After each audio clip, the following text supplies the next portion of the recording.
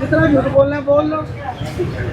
ये चीज़ भी उतारनी है, इसको भी उतार के आगे करना है। जैसे रास्ता छोड़ो यार। पहले का लगा हुआ है, नीचे से ये जो लगा हुआ है ये भी उतारना है। ये भी उतार, ये फिक्स है। नहीं उतारना, ये उतार रहे थे। मैदान ले आओ यार, मैदान ले आओ। नहीं खुद उतारेंगे जितना। इधर आ जाओ, इधर आओ, छोड़ के इधर आओ। वापस आ जाओ, बाहर आओ, काम करो। पीछे हो जाओ भाईजान। बस बस आ रहा हूँ वापस। ये देखें, कितना सर जुर्माना हुआ इसको? 5000 ओनली। छोटी सी दुकान है। छोटी सी दुकान है, 5000 रुपये इसको जुर्माना हुआ है। और इससे कहा गया कि अपना जितनी भी इंक्रोचमेंट है सारी ख़त्म कर दे। और ये साथ वाली दुकान है वो सील कर दी गई है।